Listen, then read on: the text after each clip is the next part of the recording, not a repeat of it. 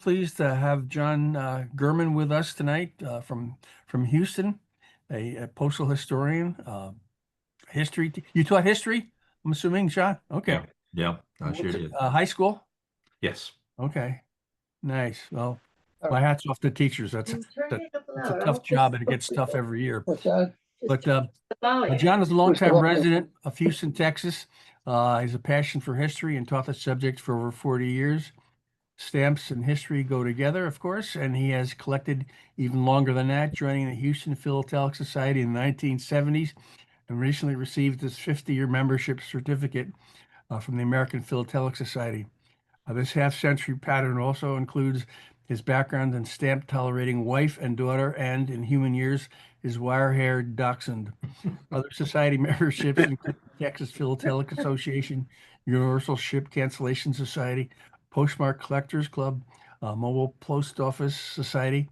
His postal history passions comprise Texas U.S. Navy ships. Bill will like that.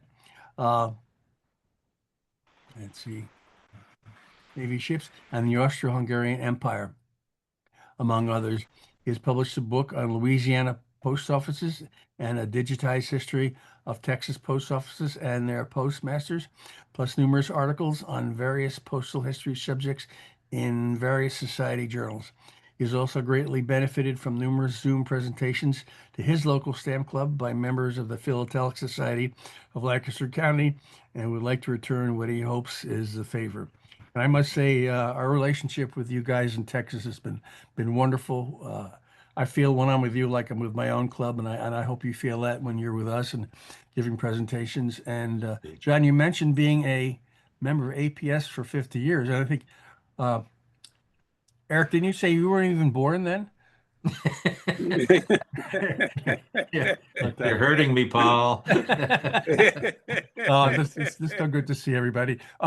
Okay, why don't you just share your screen now? Do you want questions before or after? Or I mean, during or after? During is fine. Okay, If y'all have questions or commentary okay. Just during, shout it out and we'll be ready to go yeah, then. we'll try to handle it that way. Okay. Okay. And So if everybody okay, could cut their mics, we'll be ready to go. okay. Let's see. Can y'all see that? You're good. Hmm. Okay. All right. Great. Well, several thanks are due. Thanks, Paul, for the nice introduction and really for all the work you've done bringing this whole session about. You've really made it easy, and I appreciate that. Thanks too to the Philatelic Society of Lancaster County for having me, and very special thanks to each and every one of y'all for bothering to show up. Really appreciate that.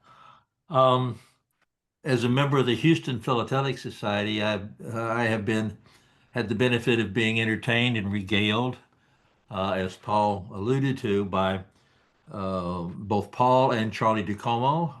It has to be it's either 6 or 7 sessions that they have been so kind enough to present, and like you said, I sort of wanted to return the favor. At least I hope that it's a favor.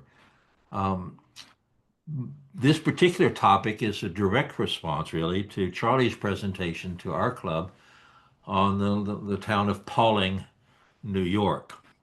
Like Charlie, I have a very strong interest in communities, who founded them, and why, how they grew, or perhaps why they disappeared.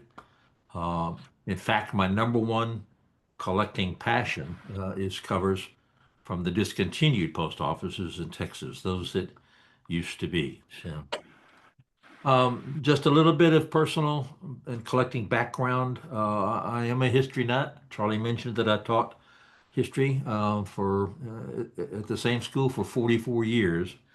I'm also blessed or cursed, take your choice, with the collecting gene. So collecting stamps and postal history was sort of a natural for me. My research and collecting of covers started back in 1978 when a friend of mine and I decided it would be fun in the summer to travel and visit some of the existing post offices a little far away from Houston. um, and just see what they were like. And it was great fun. We took a picture of the post office, got a cover, chatted with the postmaster, yada yada yada. And while we were doing that, we went through a lot of other smaller communities that I suspected had had post offices at one time in their life, and found out ultimately that they did. And so I started collecting covers from those. There were 13 counties that we went to that sort of encircled my own county, and I got interested and started collecting both the current and past uh, post office postmarks from those counties. And then you know how that goes. Things begin to sort of grow. And the next thing I knew, I was interested in collecting covers and doing research for all of Texas. And that's quite a jump. That's jumping from 13 counties to 254 counties in Texas. It has by far and away the largest number of counties, and it covers, of course, a vast amount of real estate. So it was a big jump, but it was a fun jump. And after 20 years of collecting and researching, this came about. This is a CD-ROM that published about 15 years ago. Um, it had to be a CD-ROM because it's just loaded with all kinds of data, more so than any book would ever want to contain. For example, it lists all of the postmasters that ever served in the state of Texas from the Spanish period to the early 21st century, and that alone is something like 60,000 names in the spreadsheet. So we put it out on a CD-ROM. The heart and soul of it, and this helps to relate to the topic that's coming up. The heart and soul of it was 5 sections. The first section was a county sketch and then a map showing where the county was located. So the history and location of the county. This is Anderson County, which is the first alphabetically of the 254. And so the second section was a list of all the post offices in alphabetical order, when they opened, when they closed, and where the mail came from, if they had closed. Then was a map of the county with the location of all the post offices in the county. Those circles that are closed meant the post office was closed. Those were open meant that at least at the time, those post offices were still open. The fourth section was the post offices and their postmasters. And the fifth section was sort of miscellaneous, where the name came from, if I could find it, if he was known by any other names, who the founding postmaster was, yada, yada, yada. So a lot of information that I had, gathered together, and armed with this kind of information, I decided to take it, one step further. Well, what else could I do? Um, what I could do is maybe visit um, all of the uh, sites, as many of the sites of these post offices as I possibly could. And so uh, I decided that I would try to head out uh, and look at all of the independent post offices that I could in as many counties as I could. And I say independent post offices because I wasn't interested in stations. I mean, Houston has just beaucoup stations, but there's just, to my mind, one post office. Lancaster would be the same, but not stations, not branches that might have been in tackle shops or whatever, not contract postal units like in Hallmark car shops, just the independent, fourth to first class kind of offices. Um, I found a friend, not a collector, but a fellow aficionado of Texas history who also liked photography to accompany me. And we decided to start it off. This is a map of Texas with the counties that we have visited so far. And like I said, every site in that county of an independent post office from the Spanish period to the present. So Some of them are a real challenge and some of them are relatively easy, and I'll explain that shortly. These are the 37. We've done 37 so far. Um, Ranging in size, this little one here, Menard County, had only 7 sites of post offices in its entire history. This one over here, Polk, had 67. So it's, there can be a massive difference in the amount of time it takes to prepare and do the trips. Um, but that's just the way it is. It's an odd looking thing because we wanted to get away from any counties that were impacted by what I would call urban sprawl. I live in Houston, which is in Harris County here. Almost all of the county, and it's the largest east of the Pecos in Texas, uh, territorially.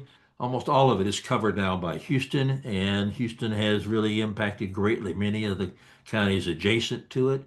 And we would prefer, to see things more like what they used to be, than those that have changed, entirely in recent years. Same thing is true. Here's Travis, which is where Austin is, Travis County. Here's Bear, where San Antonio is, and we've sort of avoided things that have been highly impacted by them. Um,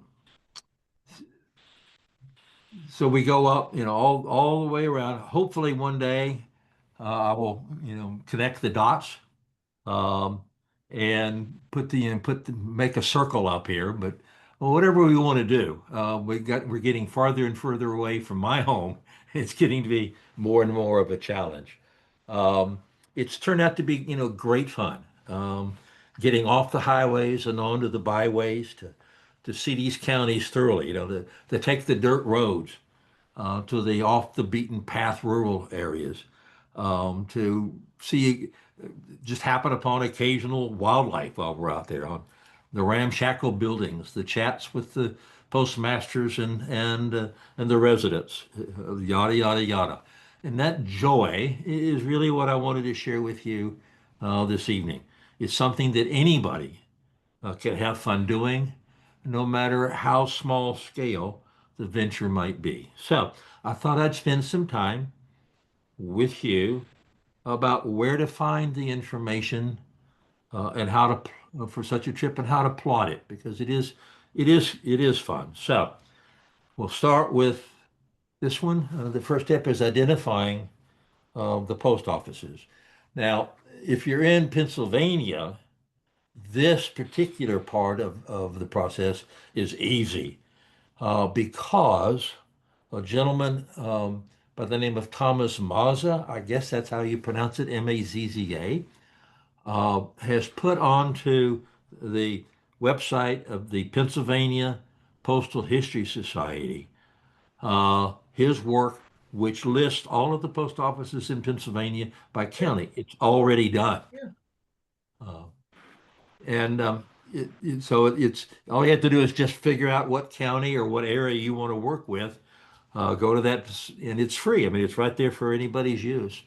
And you can get it, you can get the post offices. So it's not quite so easy in Texas, and I suspect it's less easy yet in some other states. But it's not a problem um, for Pennsylvanians, at least.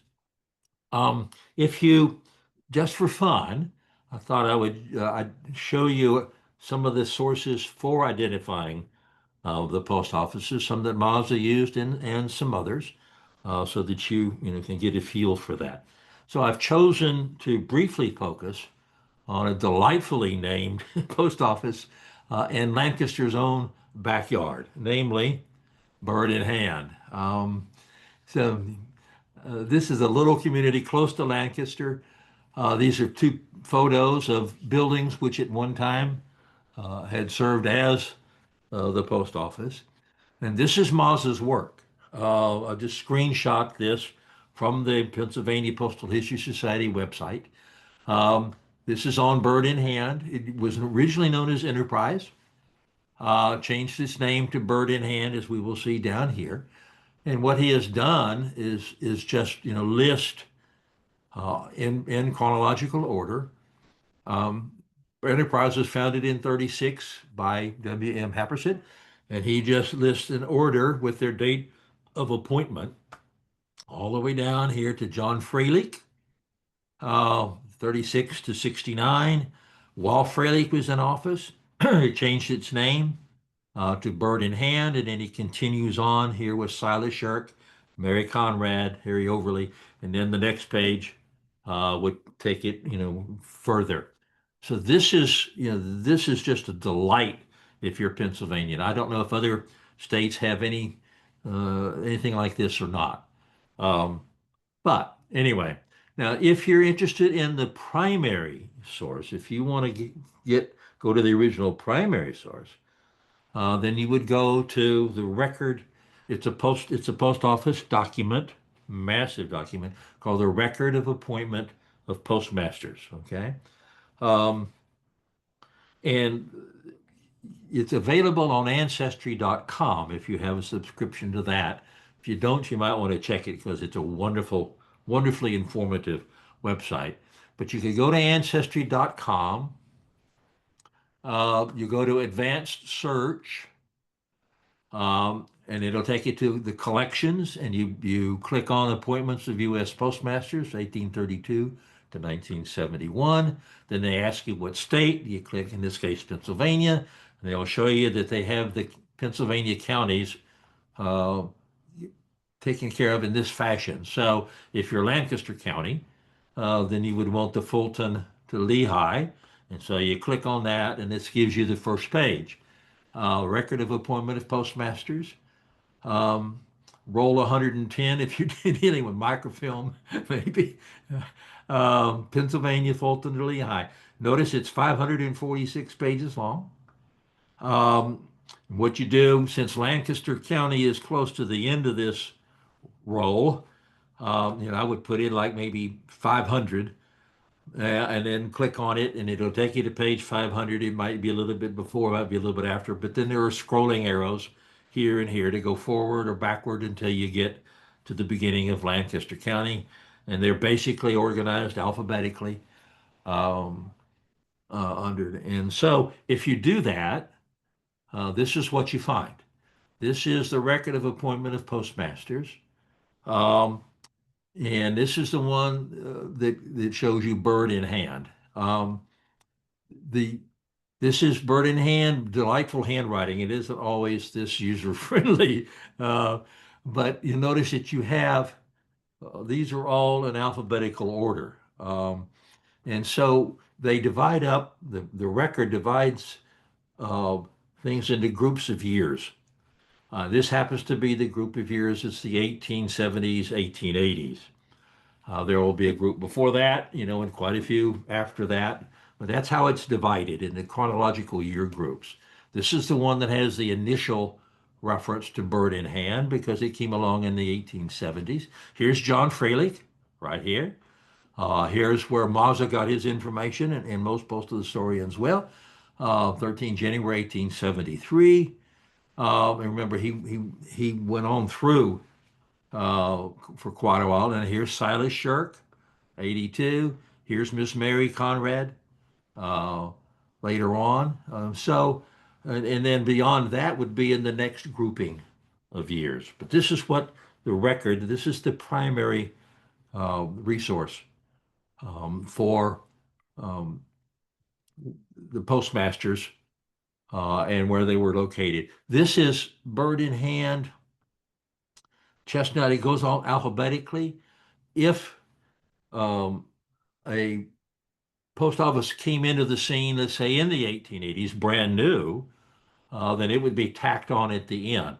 But in the next group of years, it would be in the alphabetical order with those at the start. So, um, again, if you have any questions or thoughts, please feel free to ask. Keep in mind that these dates that you see here and that you see on Mazda are official dates, the date appointed. It doesn't necessarily mean that that's when John Fralick took office or Silas Shirk opened the doors to his postal career. They might, for a variety of reasons, have joined or opened the office a little bit earlier. a little bit later. But this is when they're appointed, and that's the most important record that generally we have available to us. So, okay. Um, Now, second step is identifying the locations. And this is much more complex. It's much tougher. Their location is often very elusive. In Texas, for example, part of it is due to the fact that we are not surveyed into townships and sections, which is a nice organized square by square way of surveying and makes identifying locations relatively easy, but not in Texas. We have what's called meets and bounds, and the record of a location might be of a farm or something might be from the big elm tree to the falls of the creek to an iron rod driven into the ground uh, to a live oak tree and then back to the elm tree, all of which, of course, can completely change over the course of time. So that alone makes it a little bit more difficult. But on top of that, many post offices in Texas came and went in a matter of years or even months, particularly in the older days, um, during the Republic era and the early statehood eras in particular. They, they may never have represented a community. There may have been no community, maybe just a neighborhood of scattered people who didn't have a community. Or they might have been lodged in somebody's home or in a store, neither of which would probably have a name attached to it. Oftentimes, the postmasters would concoct a name that was completely alien, was totally irrelevant to anything in the area. It might be the name of a daughter, or the previous town where the postmaster lived in another state, or his favorite horse. I mean, all kinds of possibilities here, none of which help you really find the place. So it's a challenge. It's a fun thing, but it is indeed a challenge. The major primary source, uh, and it can be disappointing at times, which I'll share, but it's the U.S. Post Office's another document called the Site Location Reports. And it goes basically, it says it goes longer than it, but it runs basically from the mid 1870s to the 1950s. Um, Before a prospective postmaster could open a post office, he had to get the approval of the post office department. And part of that approval process was to fill out an application. Um, and they would send that application off to Washington, D.C. The post office department would look it over and say yay or nay, either giving the post office or refuse to give him that post office. These can be extremely helpful because the application form has a lot of things on it that do help with the locations. Obviously, it has to, the postmaster hopeful would provide a name. He had better be very careful because if that name that he wanted uh, was the same as one or quite similar in spelling to one already in existence in the state, the post office would immediately reject it. It can't have two similar post offices in the same state. So if you look, when you look at these site location reports, sometimes the postmaster making the application would put maybe six names down here and tell the post office department, pick one for me, because they certainly didn't want to go through the application process all over again. But that application, after the name, was some really important, possibly important information if it's done right. The postmaster applying for the office had to provide the distance and direction from the nearest river, from the nearest creek, from the nearest railroad, assuming there is one, and from the three nearest already existing post offices. And if he or she, took time, knew what they were doing, and tried to do a good job, then that could really help you. because a lot of these post offices, the only record of them is in the postal records. Um, you can call up, or I gave up on trying to go to historical commissions uh, because they didn't know. I would write them and ask them, do you know anything about this particular post office? It was located, I know, somewhere in this area. And their response was oftentimes, assuming that they got one, was the equivalent of, huh? Because they just don't know it. So these these are oftentimes the only source readily available. Um, but here's an example. Okay, this is bird in hand. This is the questionnaire, the application. They were also supposed to provide a map. Um, that because the post office would wants to keep track, of course, of not only what post offices it was trying to run, but basically where they were located. This one is a late one. This is 1927, which is one of the, that's running fairly late for these things. And this obviously wasn't when Bird in the Hand was founded. It was founded uh, over 50 years earlier. But every once in a while, the post office would ask its offices to provide sort of a confirmation of where they were, so the post office was more certain. Sometimes a postmaster that had scruples and was really serious about his job would, and in this particular case, notice it says here moved 200 feet east. And so when a post office building moved, um, they were supposed to, and oftentimes they didn't, but they often, some would send in the new application form showing the various distances. So here's bird in hand in Lancaster County. The nearest river is Conestoga. Now, one of the previous ones I noticed as I was looking through this said Susquehanna, which is a whole lot less precise. But this is later in the game, and this particular postmaster was really quite earnest. The nearest creek is Mill Creek. Conestoga was 6 miles to the southeast. Mill Creek, 1 mile to the southeast. Here's two of the three post offices nearby. Mascot, 2 miles northeast. About 2 miles south. Here's the Pennsylvania Railroad, PRR, on the northeast side of it, 300 feet from the track. So this one really, really helps. It's very informative. And he did draw a nice map. Um, this is the Conestoga River. Here's Mill Creek. Here's the railroad coming through.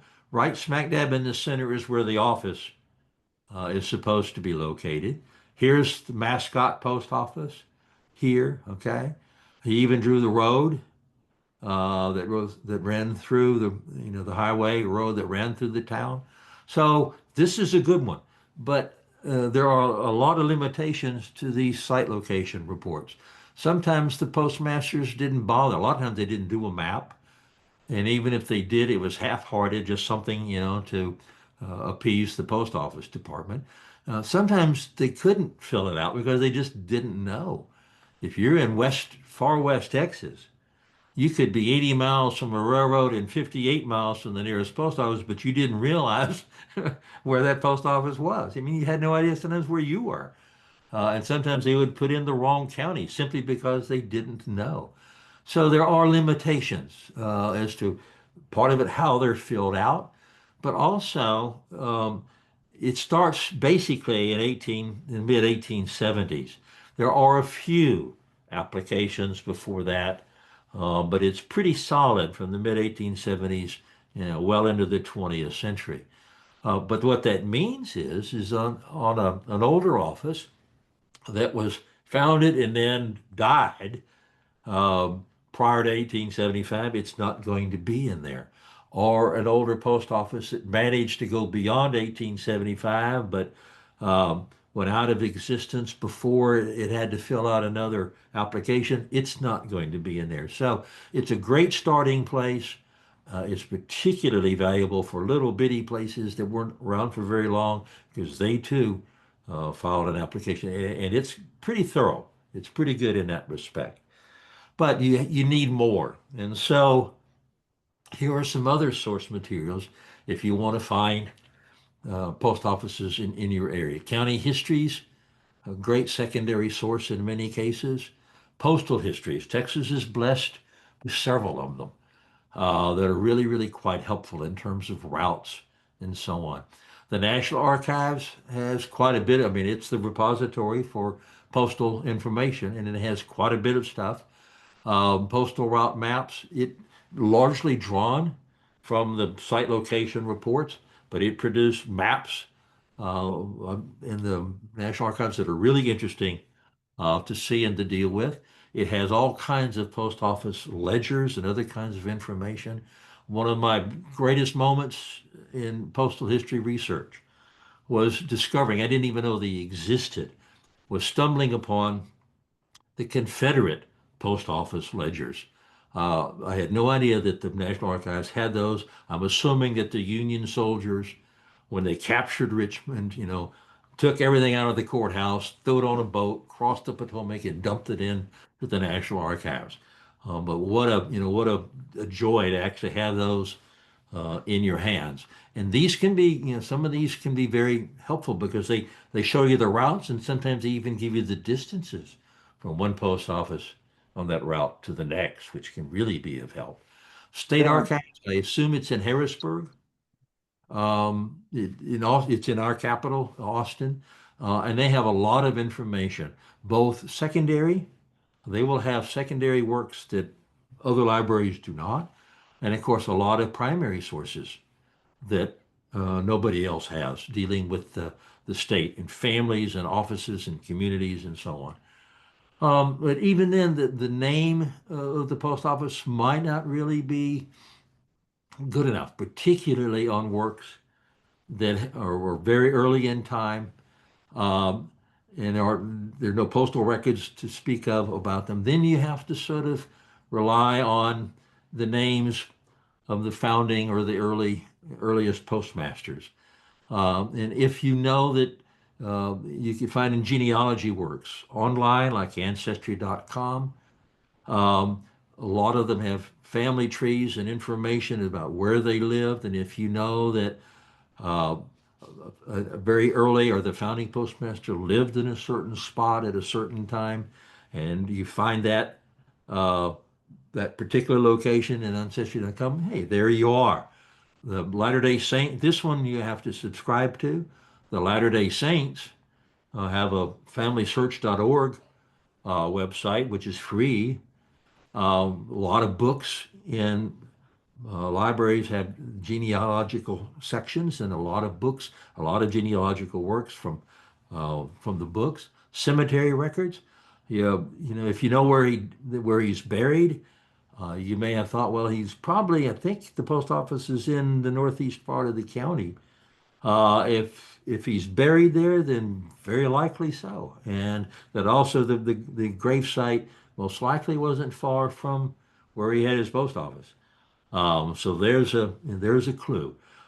A lot of books on cemetery records, but findagrave.com is an extremely friendly uh, internet source, national in scope. Sometimes it needs more than that. And if an early postmaster had property, you can go to property taxes or deed records. If he owned property and paid taxes, that might give you an idea where he was paying those taxes on. Or deed records, if he bought or sold land, the state capitol, or copies perhaps in local and regional libraries could help you there. It's a challenge. Genealogy in general, I think, is a real challenge. But it's like Eureka when you finally find there he is. Uh, Texas has land survey maps, and I have gone over the survey maps with a magnifying glass trying to find a postmaster's name I thought was probably over here. Sometimes I lucked out, and there was his land, his land deed, the survey named for him. Hey, that was what makes it all worthwhile. So, Okay, third step. We've done the name and location of the post office in the county or wherever. Then you plot it. Okay. So what I do is I just take the latest county highway map. The Texas Highway Department produces county maps fairly regularly in Texas. And I get the latest one just to make sure that the roads are relatively up to date, the roads that I'll be traveling. And then I just, I Xerox it, or scan it, put it together, and then I just put the names of the post offices, the sites, and the numbers or names of the roads on it, and take it from there. So um, sometimes it gets pretty busy. This is the northeast quadrant of Liberty County, and Liberty County is a big one in terms of post offices. And this is just the northeast corner. Um, but you'll see it's really quite busy. The red dots mean where the post office sites were. The black marks mean I scratched them out because I found later that this post office wasn't here on the road, the highway, it was on the railroad, that kind of thing. But this, there's a lot of post offices in here. Makes it fun, that's for sure. But what I thought I would do here is to work with a much simpler one. In fact, the simplest one that we dealt with to this point. This is the one that I mentioned had 7 total post offices. Erna, 2 from Hext. Here's the 3, 4, whoops, 1, 2, 3, 4, 5, 6, 7. That's it.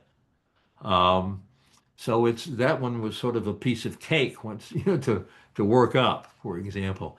You'll notice that what I've done here is just put red circles for the locations. If there were 2 locations or 2 names, here's Menardville and it changed to Menard. Here's Marengo and it changed to Hext at basically the same site. My rule of thumb is that if, post offices moved, they changed buildings. They changed postmasters who maybe lived in different homes or whatever. They moved, and to try to find every location of every building is basically an impossibility. Uh, but what I do is that if it moved less than 2 miles, then I sort of put them together and say, okay, that's basically the same site. 2 miles or further, I give it another site location and try to find it as well. You can make up your own rules if you wish, but when I was plotting the maps and everything, that seemed to be a reasonable way for me to do it. So notice that I have the post offices sites, but also I've got Will give me enough. also, I've got the in green the names of the roads, and not just the roads that lead directly to the site. I found out fairly quickly that it was very important to put down a lot of the road numbers or road names because you just don't know. Here we want to go to Erna, then we're going to come back here and go up here to Hext. However, there might be road construction here and this road's blocked off. Then what do you do? Well, you don't know where this one goes unless you know that you've got the right road 1773 and you need to get over to this one 29 and come back this way. So, you get lost. Make sure your car has a good reverse gear because you wind up turning around a lot and saying, oops, missed something, or this doesn't look like what it's supposed to look like. Um, but mark the post office sites, mark a lot of the roads, whether you think they're important or not. You could make a mistake here, and if you didn't mark 864 here, you're liable to continue on to 190 and wind up in California if you're not careful. So, it's important to sort of have a feel for where you are road-wise. Okay, now, then I work up an itinerary. I knew that we were going to come into this county from the south. And so here's Erna and Hext, Marengo and Menard. Here they are, sort of in the order that I at least originally intended to visit them. Sometimes I had to change because of road construction, or things seemed to be easier to do it in a different way once I got there and found out. But I make an itinerary, and then I do one last map. I do the big map for the county as a whole, and then a special map for each post office specifically. So, if the post office no longer exists, and the town may very well have disappeared if there ever was a town, then I use Google Earth topographical maps. And Erna is unknown to just about everybody. It's not on Google. It's not on the maps anymore. But I knew basically where it was located. I just needed to know more specifically where I wanted to go when we got there. So I do a topographical map for all of those that are gone. And sometimes they can really be helpful. This one was. Here's Erna Road. Um, did not know the name of that road, but that's one of those aha moments when you see that. It obviously led to Erna, and I knew that Erna was somewhere around in here. Erna probably was right here for a variety of reasons. That's where Erna Road ends, and the road went much further out this way on the map. So it probably came here. That would most likely be the case too, because if it had been, for example, in a store or any kind of a business, intersections were very important. That's where the business was. And if a postmaster was running a general store, as many of the ones in the 19th century and early 20th century were doing, uh, you put a post office in, there was no home delivery. So if you have a post office in your store, it's great for business because people have to come to your store to either mail a letter or to pick up their mail. So it's almost surely right here. There is nothing, we look for buildings or cemeteries, homes, churches, whatever there might be. There's nothing here. So um, we just know that it was here from the site location report. It's just all gone. So you take a picture of the intersection, okay? Um, One of the big helps to us are the Baptist churches. God bless the Baptist churches, because many of them are still around, or at least their cemeteries are still around. And they oftentimes adopted the name of the community, the Erna Baptist Church. It wasn't the case here, but they oftentimes adopted the name of their community. And that's just, a dead giveaway. Catholic churches, with St. Jude or Blessed Mary, doesn't do you any good at all. But the Baptist churches can really, really be helpful. They didn't intend to be, but they certainly are. So if it's a post office that's gone, then we use the topographical map. Um, if the post office is still around, then we use the Google Earth road map, the highway map. And you'll notice that the next thing on our itinerary was hexed. And there were two hexes. It started here originally where Marengo was, and it wound up over here. And the Google Earth map shows hexed. And it shows it right next to the volunteer fire department, which it was. So we found that. Uh, it also showed the cemetery. Oftentimes the topographical maps will too, but it's really quite noticeable here.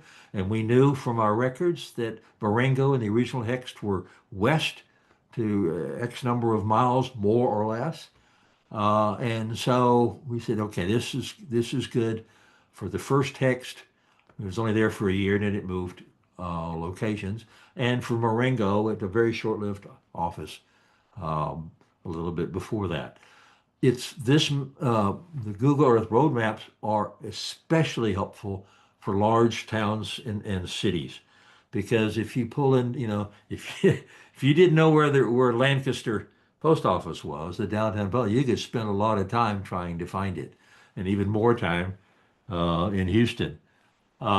So what you can do on a Google Earth road map is go to Lancaster, and then zoom in on it. And it will, you could just say in your search on the Google map, Lancaster Post Office, Lancaster, PA Post Office, And then it'll take you there, and then you zoom in on it, and you can find the exact block, the corners of the streets in Lancaster where that post office is located. So saves you a lot of time, potential time, trying to locate them. Sometimes they are not in any nowhere near where you think they would or perhaps should be.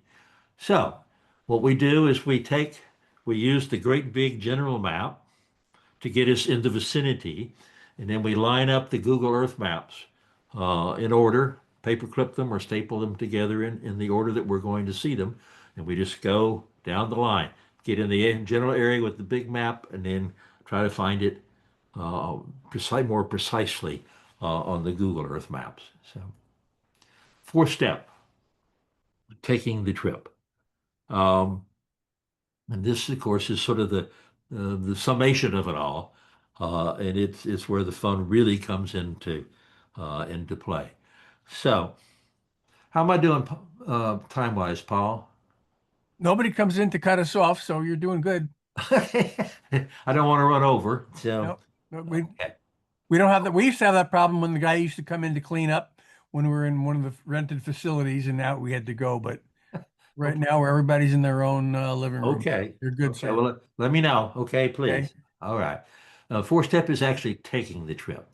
Um, and this is fun too. Um, So let's just go ahead and do it. What I've done, well, first of all, some suggestions, sorry, on taking the trip. Bring a partner, if nothing else, for company. Somebody to talk to, ask questions about, decide on something with.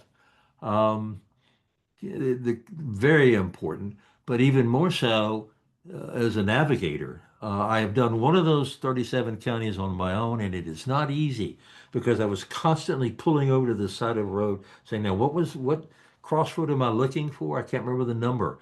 Or isn't there supposed to be a creek between here and the post office I want? It just constantly checking and double checking and double, questioning myself and so on.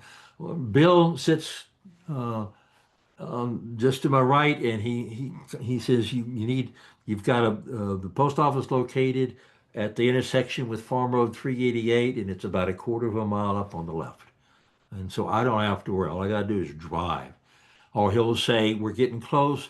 There's going to be a right turn, and then a left turn, and then a straightaway. And where that straightaway comes to an end is where you've got it marked. So he keeps me posted on where things are, how far away we are, etc. So a partner really can help in that respect. If he or she happens to be a photographer, that's really nice um, because on several occasions my camera has decided it no longer wanted to function as a camera, and that would be a disaster. To go with that much planning and that distance and spend that much time and gas money and come back with nothing to show for it. So he and I sort of share photos at the end when we're done, improving what each other has, filling in whatever gaps we might have, and so on. If you don't, at least bring a backup camera so that you don't suddenly feel completely out of it. It is not a requisite by any means. I've done several of the with a Prius. But I would prefer, an all-wheel drive and a four-wheel drive simply because maybe that's not true in your state. But in Texas, there are a lot of dirt roads, many of them quite uneven. If there's been rain not long before you arrive, those dirt roads are at least in part mud, um, or they have tall grass on them because they're rarely not frequently used, or they have low water creek crossings, and it's just a little bit less pressure, less worry with one of these. I happen to do I have a Subaru. All Subarus, SUVs and otherwise, are all-wheel drives, and the SUV has more ground clearance than any other car around. So, but it isn't, it depends on where you are. But we spend a lot of time off the beaten path and just a little bit more comfortable. Temper your expectations. one of the things that amazed me when I first started doing this was how quickly a community can just completely disappear. Um, Not from the landscape, yeah. If it's a sawmill town, the sawmills are notorious. They picked up everything and moved. You might find a foundation, but not much more than that. Uh, Local residents, take the lumber, take the bricks and use them, repurpose them for their own use. Some of them just fall down and rot. Uh, they can disappear, even though you say, well, they're only 50 years old since they quit, but in 50 years they could be entirely gone. Um, they can also disappear very quickly from people's memories. Like I said, historical commissions, oftentimes for the ones that you and I would be looking for, trying to find information on, they probably won't have it. This, like I said, most of these, or many of the early little ones, are lost to history except for what it says in the postal records. Um, But if there's nothing there now but Mother Nature, revel in the fact that in some cases only you and your partner know anything at all about that post office site. It is rather special, to be honest. Be able to shrug off inaccessible sites. They can be disappointing. There may be some oldies that you just can't get to. Some in Texas, particularly the former stage stops, are now on ranch land, privately owned ranch land. And you go all the way to them, and you get ready to to get to them, and you run into the dreaded padlock gate with no trespassing sign, and there's really nothing you can do about it, and you just sort of shake it off. There were a lot of railroad flag stations in Texas, and the train would only stop there if the flag was up, meaning that they had mail or some commodity to load on. And those oftentimes were just served by a trail that the local farmers might bring something, or the residents would come in with their mail. And those sometimes no longer have roads that even link to them. They were railroad stops, not highway stops or road stops. And so sometimes you can't get to them. Some are underwater. Now, my guess is you would know that before you left. I doubt you'd be surprised, but some of them you can't find simply because they are underwater, thanks to damming. By the way, Bill and I have some really nice lake photos. If you're ever interested, let us know. Um, 'Cause we take the lake pictures. I mean, that's where it is, somewhere out there underneath the water. Expect delays. Road construction, there's at least one road construction per county. Count on it. And sometimes it's a good delay, and to the point where you turn around and say, "Oh, we'll try something else." Um, you'll get lost. We've on a couple of occasions gone several miles before we realized that things don't look like they're supposed to look, and then we look at the compass, and instead of taking a right-hand turn, we took a left-hand turn. And so, whoops, and we're constantly, turning around, getting lost. That just sort of goes with the territory. Stay reasonably gassed up, at least in parts of Texas and maybe your own state.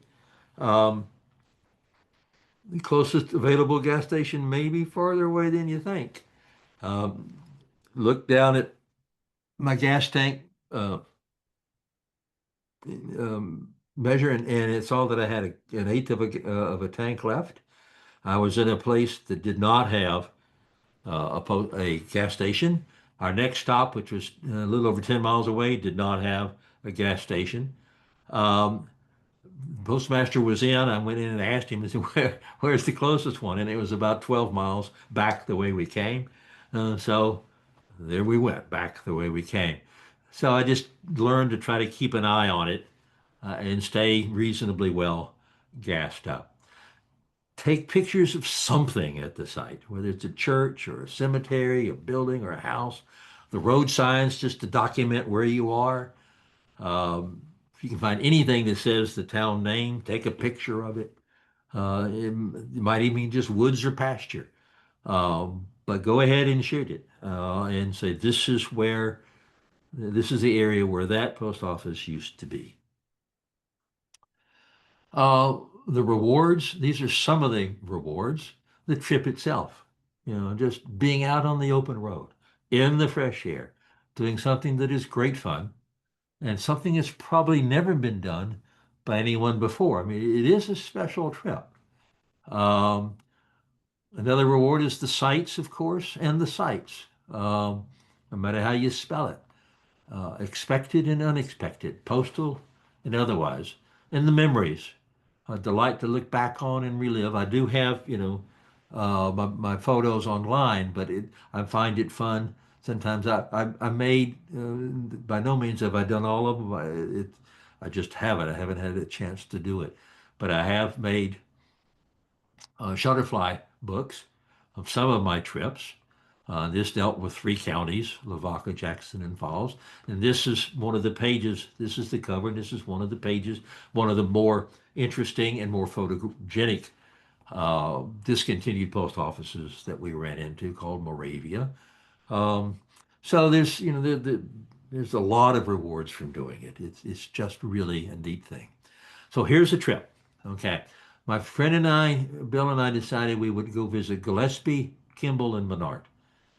These three counties here. This one had quite a few post offices, these two very little, so we figured we could do it in a couple of days. I live all the way over here. Bill lives in Austin. So he's much closer to them. So I drove to his place, spent the night. We get up really early the next morning, and off we go. We try to go from sun up to close to sundown, unless we just wear out.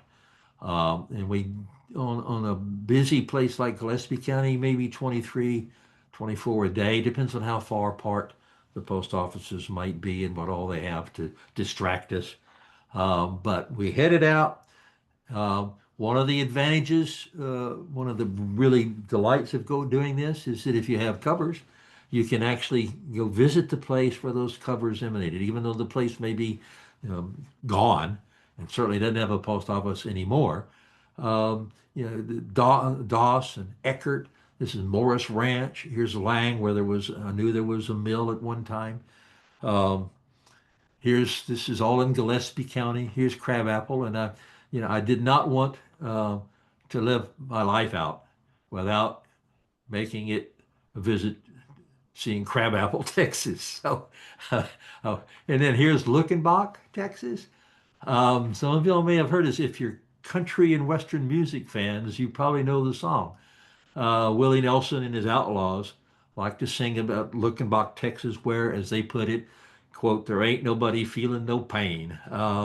So, there are places that I really did want to see for a variety of reasons, in part because I had covers from them. So off we went. We left Austin earlier than we need to. We misjudged the amount of time it would take to get there to our first stop, which was Albert, Texas, the thriving metropolis of Albert, Texas.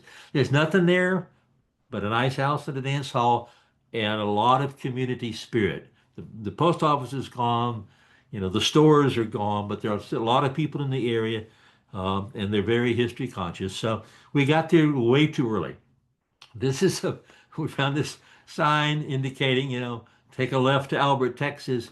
This sign is taken from the headlights of our car. We got there before sunrise. So when we took the picture, then we took a left and sort of staked out by the dance hall until the sun came up, took our pictures, and then off we went to the next stop. And the next stop was, uh, whoops, Luckenbach. This is a wonderful place. It's a real popular tourist spot. Uh, this is the old store. It still posts the sign, 1850 to 1971, even though it's over 50 years since it last mailed a letter. But you can see the picnic tables, the license plates, and so on.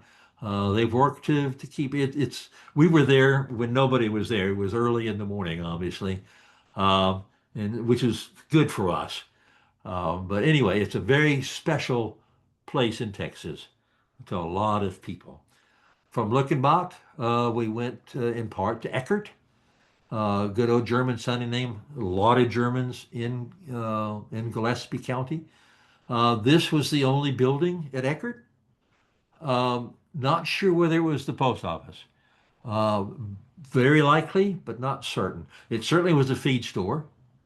It was possibly also a hardware store. It was possibly also a grocery store and possibly a post office. It didn't carry the signs of a post office. One sign possible is a flagpole because all post offices had to have a flagpole. But the flagpole can be removed, or even if it's still there, it doesn't mean that that is a post office.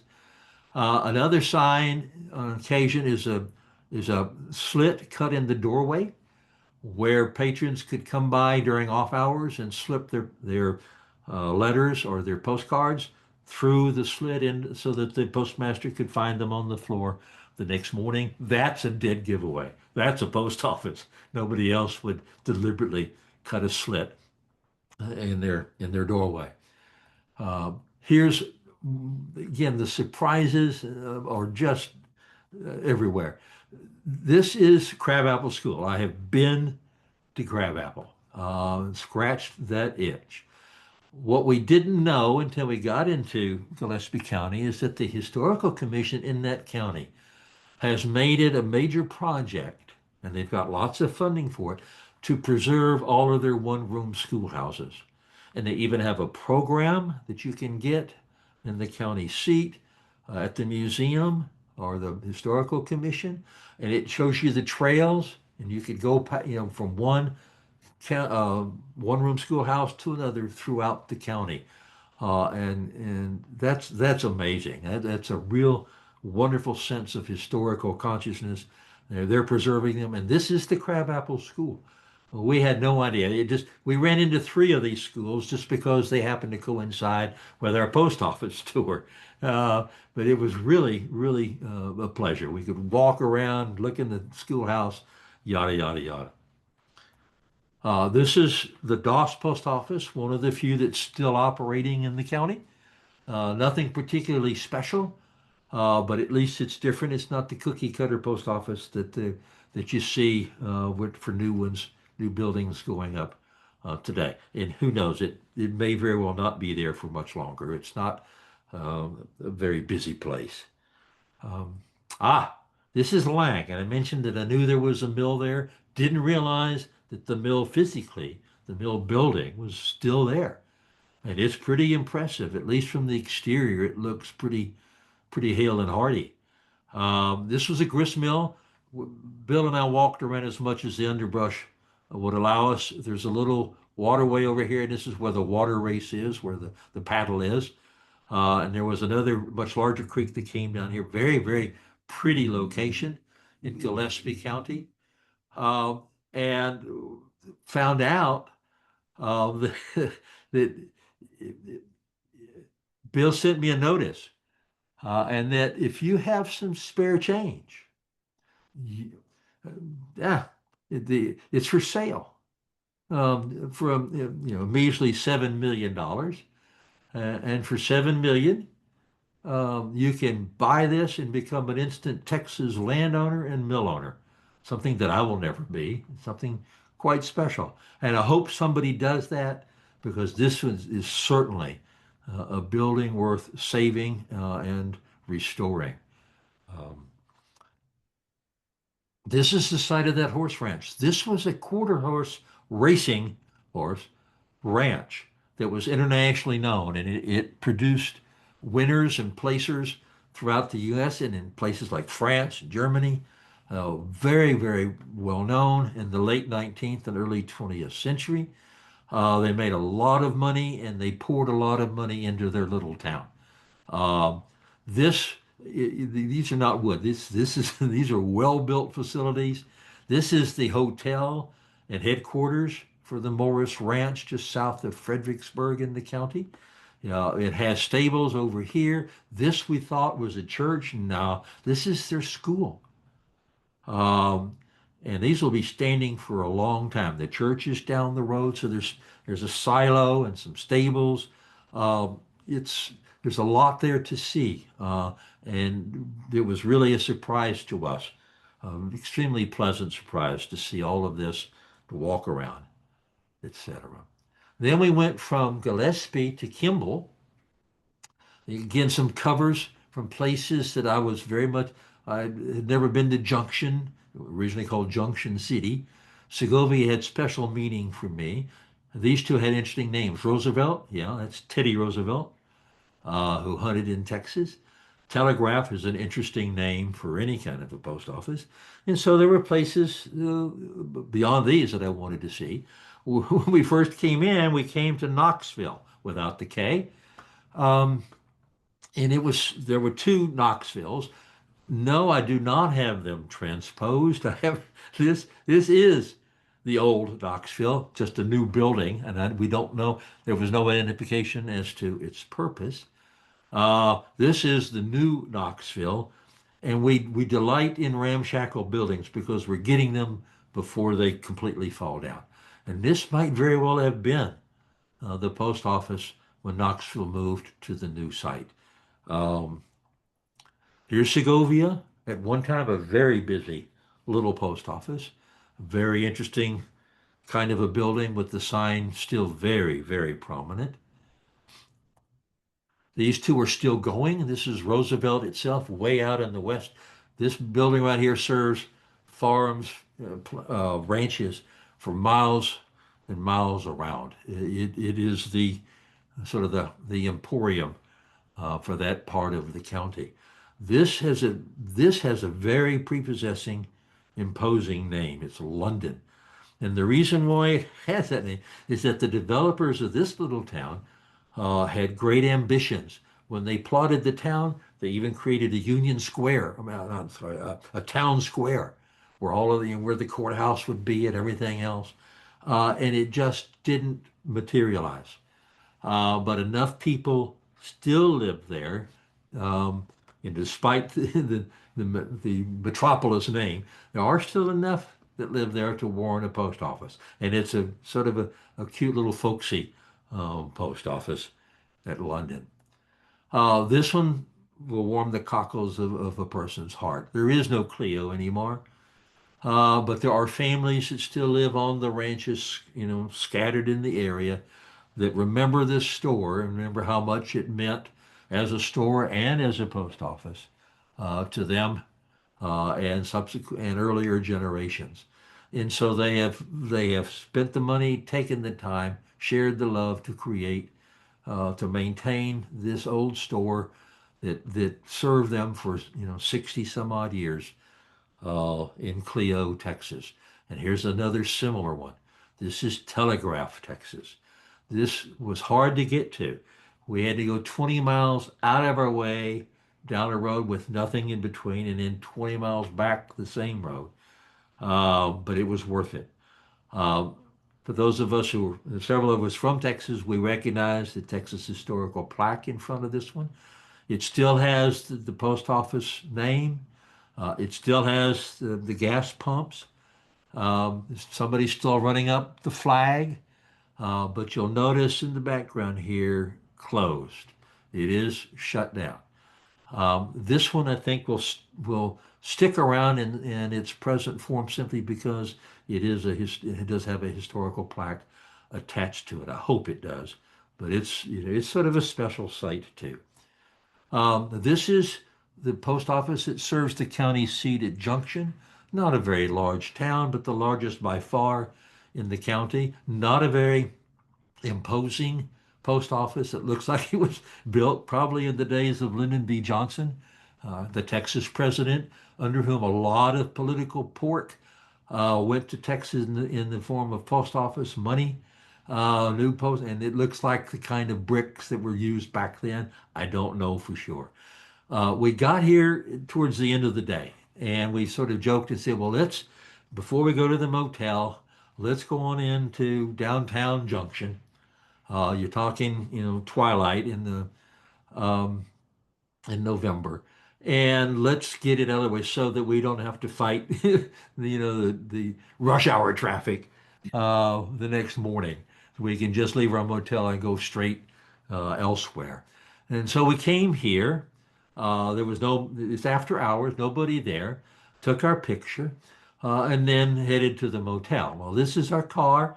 and we drove around the corner here. Now, right behind Junction, right behind the building, the post office here is the main street.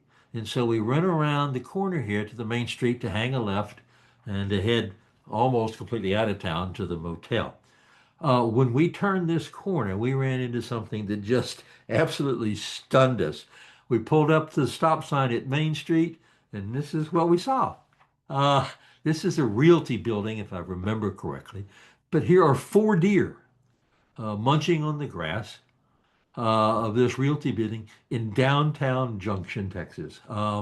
We, ma- we managed to squeeze out of the car quietly without spooking them and take some pictures. And then we got back in the car and hung a left. This is Main Street right here. Hung a left and went down 2 blocks. There was a church which also had a lawn in front, and there were two more deer grazing there. And we wondered what on earth are these deer doing in downtown Junction because the county is wide open for the most part. And then we thought jokingly maybe uh, we realized that yeah, deer season had just opened. We ran into a lot of warden stops on the game warden stops on the highways in this county. If the warden saw a deer strapped across the top of a car in the back of a pickup, they pulled you over, checked your license, checked your take, make sure everything was legit. And so we figured these were the smart deer, and they decided with all the guns going off right and left that the safest place to be was in downtown Junction. So that's where they were. Anyway, that's the kind of thing that we absolutely totally enjoy. Um, the last county is Menard. Only three post offices. This is the one, remember, with 7 sites total. Only 3 of them still operating. These 3, Menardville, now Menard, Hext, and Fort McCavitt. Um, we when we approach a county, we try to take a picture of the county line sign. It's great, particularly if you're heading a display of your post offices. You start with that, and also anytime we see a town sign, we will stop and take a picture of it. And some of them we are really surprised by. Why Erna has a town highway sign? Have no idea. There's nothing there. But I've done some research and found that if a community, there's just a couple of houses, if they can persuade the Texas Highway Department that they are a community or that their area has some historical value or whatever, they can apparently get a sign.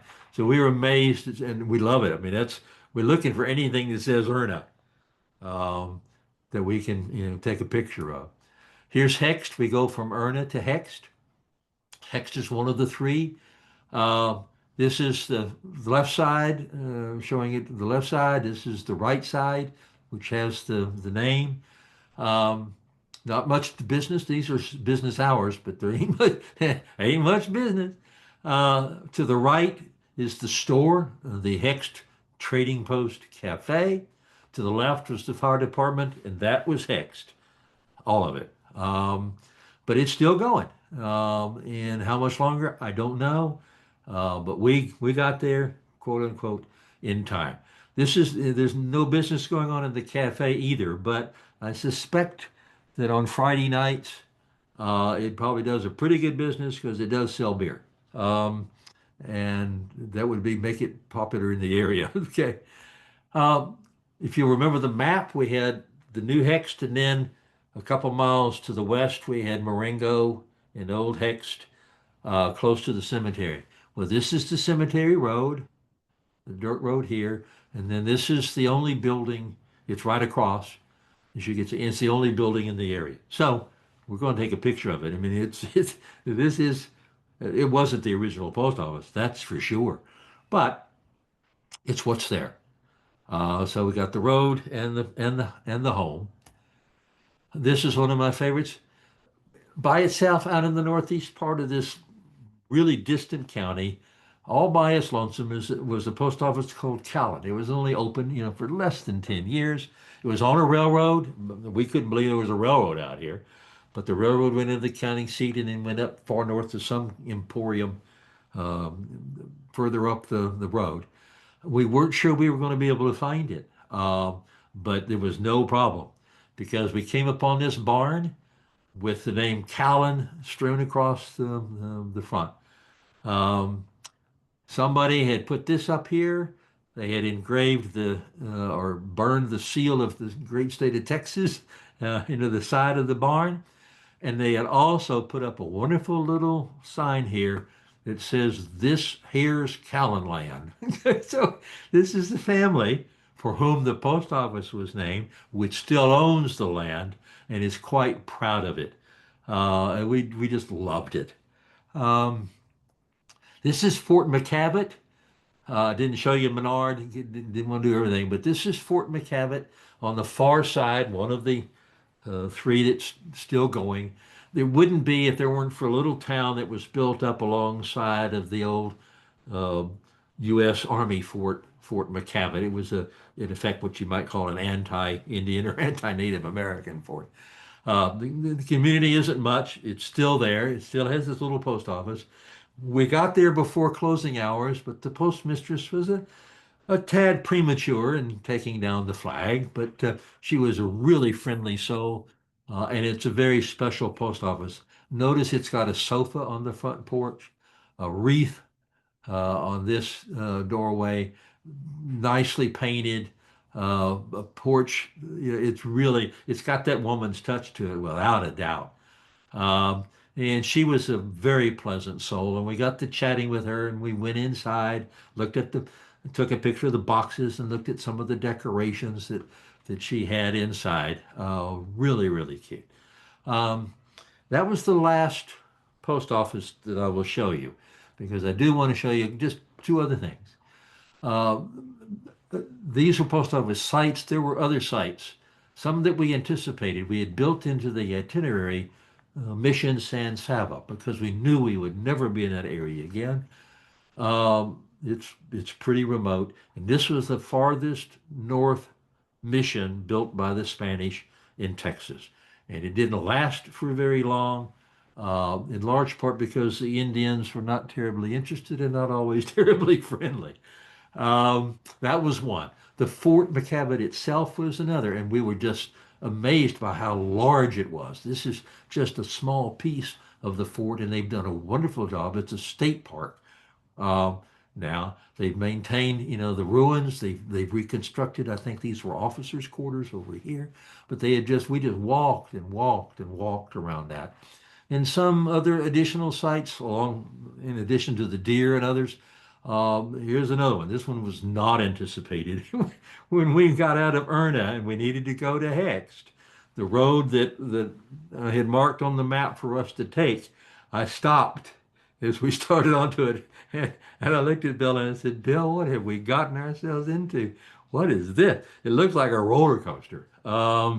But that's the road that was the most direct route. We decided to take it. It wasn't nearly as bad as it looks, fortunately. But anyway, so that's the end of this road here, and my friends, that is the end of this road. Um, so, um, yeah, any questions or comments that you have? I've roared through it pretty quickly, and I apologize for that. But um, any Well, questions? thank you, John. Looks like a lifetime of research. There's a lot there. Yeah, but I've had quite a lifetime so, to do it. So, uh, well, I have one other slide. Thanks so much for inviting me, Paul and others, to speak to your society. It was a great pleasure. And in the venerable words of Roy Rogers and Dale Evans, and maybe you know who they are, happy trails to you, including post office trails. And if you get a hankering to join our Houston Philatelic Society's Zoom session, we meet the first Monday of every month at 7 o'clock Central. We would love to have you. Just let me know. Shoot me an email at this address right here, and I'll get you in touch with the powers that be that run it, and we'll get you in. I'd love to have you. Okay? So, Nice. Hey, Okay. John, Jim in Southwick, how reliable is GPS out there? I'm sorry, run that by me again, Jim. How reliable is the GPS on your trips out there? Oh, I have had some interesting experiences with GPS. One in particular in another county when we were trying to find the post office at Exile, and to my consternation, Exile was on my GPS. It's named Exile, Jim, for a good reason. You moved there and you were definitely exiled from every place else. There was only one way in and one way out. And so we followed that GPS really closely, religiously, and it put us in the middle of a cow pasture. And it said, "You have reached your destination." So uh, we we don't, we use it, but we use it with considerable caution. We didn't need it from these for the most part because we had the maps and everything. But my car has a GPS, and sometimes if we're having trouble, we'll give it a whirl, and it can help you, but it can also completely mislead you. Okay, so good question. Thank you. I have Anything a else? couple, John. Sure. Um, First of all, just terrific information. The first is part of your logistics process. You are probably the dean of doing this type of work in Texas, and you pointed out the information available to those in Pennsylvania who would enjoy doing a similar task. Do you have an awareness of other states that have the information available like those in Pennsylvania might have? I, Or I, are yeah, I you don't know. I know some are famous. North Carolina has a really powerful, active postal history society, but I'm not. Texas is lucky. We have, the Handbook of Texas. We've got a very active state highway department with maps and things of that sort. We got lots of really good libraries. Uh, General Land Office that I have used up in Austin for land surveys. And I don't really know. And that's why I went, when I did the one on the postmasters and in the post offices in the counties. Uh, Thomas Mazza did that one for Pennsylvania, and I wanted to go to the primary sources too, because those would be available to anybody and sure? everybody. Um, but I don't know. Maybe some of these who are here from other states. Um, Somebody here from Massachusetts. Jim, do you have a good kind of availability of sources in Massachusetts? Well, yeah, I go to the U.S. government list of Okay, postmaster and stuff like that, right. and mainly to match them up with my uh,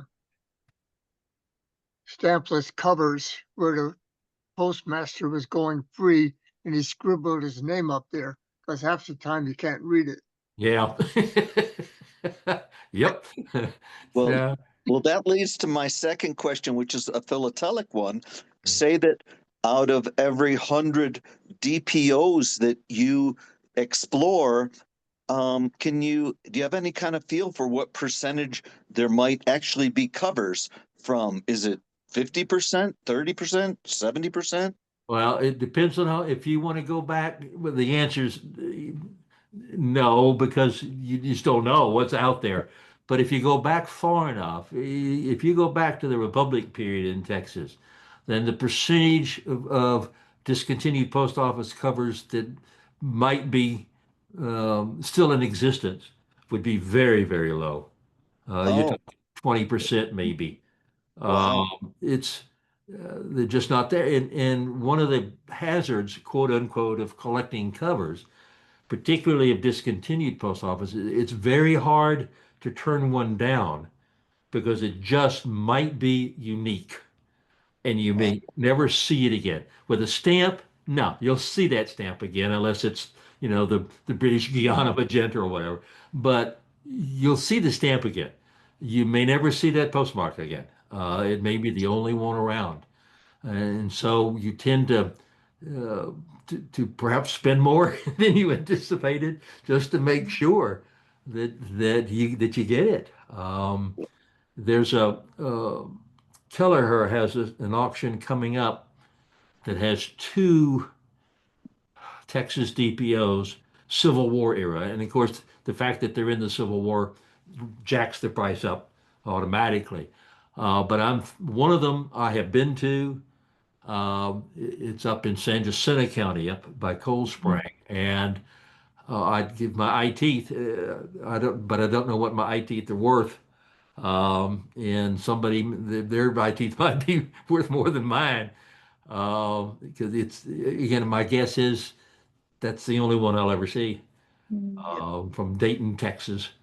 So I'll try.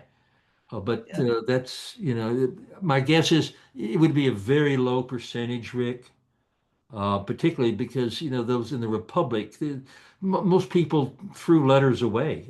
Many of my DPOs, for that reason, at least at the turn of the century, are on postcards because people saved the postcards.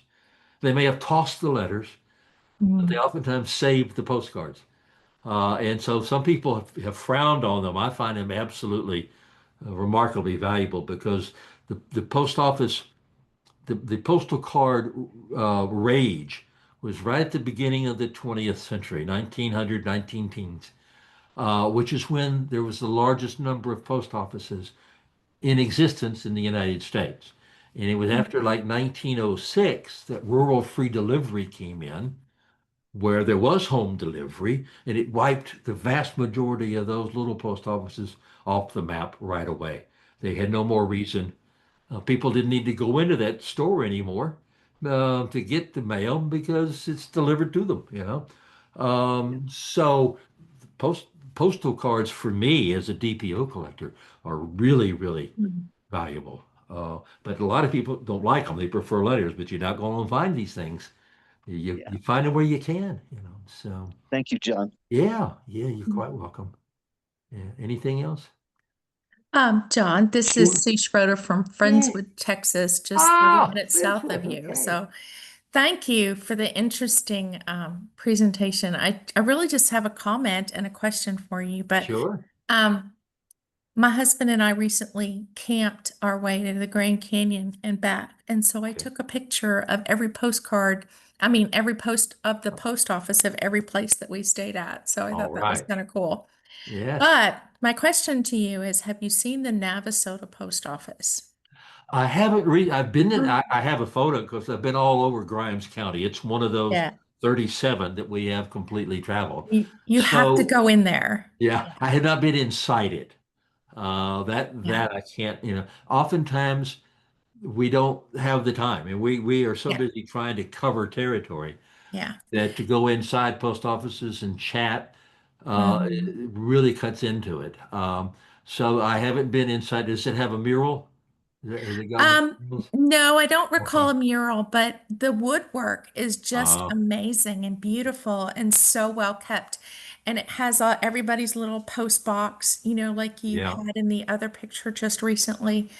Um, and they have the windows, the windows are all Oh, boxed in yeah. with wood and they have glass and they have little sliding openings and things. It's Yeah. just gorgeous if you ever have the All chance right. to Next get in time I'm in there. Navasota, I will. Yeah. There. I'll send you some pics to Yeah, sort of please entice do. you. Have you been to Anderson, Texas? Yes. Yes, but Interesting, not in the Navasota. post office. Yeah, Navasota is not the county seat. No. It's a little bitty town called Anderson. Yeah. Uh, so, but anyway, no, I will. Thank you. The Yeah. next time I'm there, I will make it a point because it sounds really, really neat. So, It's a stop not to be missed. yeah. Yeah. Okay. All right. Thank you very much. Thank you. Okay. Anything else? John, I got to commend you. I thought that was a great presentation. Thank you. I have to admit, my very best friend is in Pleasanton, Texas. I don't Oh, know. we've been through that one. Been to that one Yep. too. Yeah. And so when I fly into San Antonio and drive down to Pleasanton, I see a lot of those kind of scenes that you Yes, were you do. showing, and some of those roads. You're right. You can just get totally uneasy whether or not you're totally lost or not. Yes. Well, I make I it to have done, Pleasant. yeah, I've Yeah, done when I make it Pleasanton. there, I'm happy, Yeah. Well, I've done that entire county. That's a big county in terms of the number of post offices, and a very interesting one. And what's interesting, if you go to Pleasanton, right next door to it is Jordanton, and Jordanton is really the county seat, even though it's much smaller and completely overshadowed by Pleasanton. There's got to be a story there My somehow. next Uh, my next trip to Pleasanton, I will have to stop off some of those old post offices and yes, just they because have a lot. you made this very interesting. They still have a lot of the signs going for those little post offices. There's a whole bunch of them, and a lot of them still have the highway signs. Yeah, you would have fun with it. You really would. Absolutely. So, Thumbs up. thank you very much. So, anything else, guys? John, I was thinking the effect of the Civil War on the post offices, as they maybe, like Texas was a Confederate state, so for several years that was, the Confederacy, and how the regulations and things might have, differed. And then some Indeed. states which have gone back and forth, like say parts of Virginia, South Carolina, and things until it all became, federal again. Right, I think right. it's a very interesting variable. Yeah, indeed. And a lot of the post offices that existed, Paul, in Texas before the Civil War were not around after the Civil War. Many of them folded Mhm. during the 4 years of the conflict. They just did not survive. And if you go to the records, I've been to the National Archives and seen their ledgers dealing, with Texas post offices, and there are dates that are used. Two dates, one in 1865 and one in 1866, that they use, and they just lumped tons of Texas Confederate post offices into those two dates as being closed. I mean, that wasn't really their closing date. But when Texas rejoined the Union after the Civil War, he had all these post offices that need to be cleared out, and the post office department just said, gave two dates, and every one of those post office that it closed is closed on one of those two dates. It's just a bookkeeping kind of a thing. But a lot of them did not survive. Yeah. So yeah, and I heard in the Civil War that the only department that made money on the Confederate side was the post office. They offered him the job in the feds. He didn't take it. yeah, Maybe getting rid of these places was this cost cutting, and that helped him, raise the bottom might line. be. Yeah, that was Reagan. Yeah. Yeah. And yeah, he ran a very good department, and I think I told you I got my hands on Reagan's on the post office ledgers there at Okay. the National Archives, and oh, that was just a dream. I Yeah. couldn't believe I was handling that information. Not that I'm a Confederate, because I'm not, but it's just, I didn't expect to have that, and it meant something um, quite a bit to me. So yeah, It's history. you betcha, you Yeah. bet. So okay, okay, Other questions, people? uh, let me get out of here. Okay. Thanks for sticking around. We sure appreciate it. Any questions, folks, before we go? Well, thank you once again. It was excellent. I can see why you were a successful teacher. You didn't miss a beat, and you answered all of my questions that I had before I even had a chance to ask them. So you anticipated that so nicely to have. So it Okay. was wonderful. We will be glad to. I'll volunteer Charlie and myself Yeah. back to your club again, and we'd love to have you back with us. We got Thank you. we got plenty of topics to share. So we're looking We forward do to Rick indeed. coming up in the fall. Yeah. Yep, you do. You got Mhm. merit. Yeah. Yeah, So very thank good. you. Thank Yep. you. You're working your way up the society from me to him. Yeah, yeah. Well, Okay, thanks, guys. anything else, people? It was fun. So I'm sorry. Good night, We'll just everybody. give you a Lancaster PLC one of these. Thank you very much. It was Thank you. Okay. Yep. Good evening, guys. I should say, does anybody have any show and tell? Ah. Anybody? Usually that's Charlie, and Charlie's been busy, so we haven't had He comes up with all kinds of things. Yeah, tell him I missed him. Yep. Okay. All right, then, folks, we'll call it a night for the local people. We hope to see you at our picnic on August 13th. Are you going to be able to make it out this year? Steve, I know you're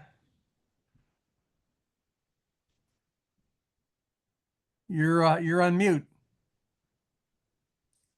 Can't hear you, Steve. Isn't that during the gas?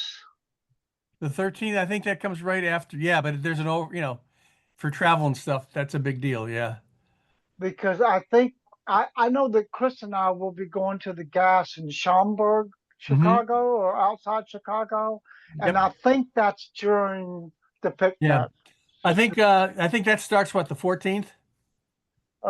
Yes. Great America. Yeah, and this is the day before. So, yeah, if you're heading out, that there is a bit of a conflict there.